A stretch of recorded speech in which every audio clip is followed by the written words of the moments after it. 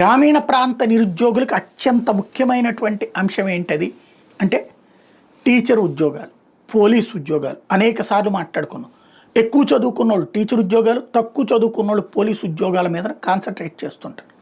అయితే ఈ ఉద్యోగాలకు సంబంధించి ఎదురవుతున్నటువంటి సమస్య గత 5 ఏళ్లలో ఒక్కటి నియామకం కాకపోవడం, జగన్ హయాంలో డిఎస్సికి సంబంధించి నోటిఫికేషన్ ఇవ్వకపోవడం, చివరిలో ఇచ్చి 6 నెలల ముందు అది కూడా ఎన్నికలప్పుడు ఆగిపోవడం.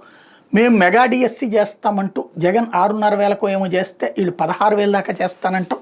16,000 కాదు 25,000 ఉన్నాయని చెప్పి ఎన్నికలప్పుడు చెప్పారంటూ వైసీపీ వాళ్ళు విమర్శించడం. ఇవన్నీ పక్కన పెడితే మొన్న మధ్యన కూడా చంద్రబాబు గారు, లోకేష్ గారు పదే పదే చెప్పుకొచ్చినటువంటి పాయింట్ ఏంటి, డిఎస్సి నోటిఫికేషన్ ఈ నెలాఖరులోపే ఇచ్చేసి రేపు కరెక్ట్గా స్కూళ్ళు తెరిచే నాటికి ఈ కొత్త ఉపాధ్యాయులు నియామకం అవుతారు అన్నటువంటి.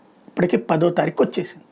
ఎప్పుడు చేస్తారు, ఎప్పుడు నోటిఫికేషన్ ఇస్తారు? యాక్చువల్గా నోటిఫికేషను పరీక్ష నిర్వహించాలి, కీరీలు ఇచ్చేయాలి, ఆ తర్వాత మళ్ళీ నెక్స్ట్ స్టెప్కి వెళ్ళాలి, మళ్ళీ సెలక్షను, ఈ తతంగం అంతా మామూలుగా అయితే కనుక 4 నుంచి 6 నెలలు మినిమం పడుతుంది.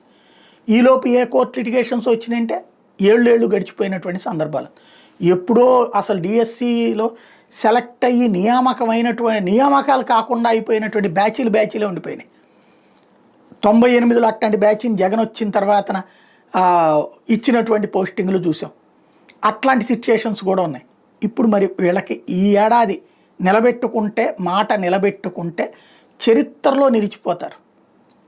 ఈ 2 నెలల్లో పూర్తి చేసేస్తే చేయగలుగుతారా? ఇది మాటలకు పరిమితం, చూడాల్సి ఉంది.